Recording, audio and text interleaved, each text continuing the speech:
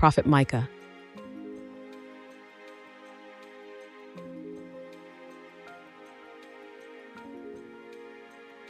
When Micah and other prophets faithfully preached the counsel of God's word, including both his promises and his warnings of judgment, they faced persecution. False prophets and their followers demanded that Micah and others like him cease preaching messages that revealed the entirety of God's nature, which includes not only his love, mercy, and grace, but also his commandments, justice, and judgment. Such messages were offensive to the people and were indeed not popular, driven by an insatiable desire to acquire everything within their reach, even at the expense of the innocent. They resorted to hostility and violence to achieve their goals.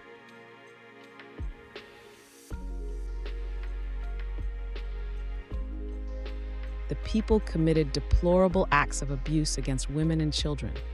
In their relentless pursuit of greed, the greedy thieves sunk to the lowest depths imaginable. They cold-heartedly evicted widows from their homes and seized their estates. Even more horrifyingly, they plundered the inheritances of innocent children.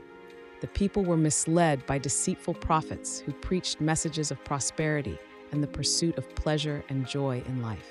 False prophets are characterized by dishonesty and deception, as their message lacks truth and authenticity. Then Micah switched from the punishment coming upon them to giving them wonderful hope in God's salvation and restoration. God would set them free from the enslavement to other people and free them from the shame of sin and death.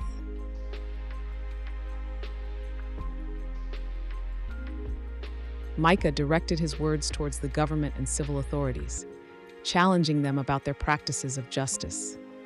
Their knowledge of God's perfect law as a guiding principle gave them no excuse for not discerning right from wrong.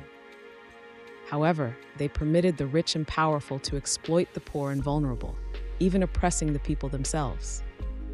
Their actions revealed a blatant disregard for what is ethical and just, instead favoring what is evil.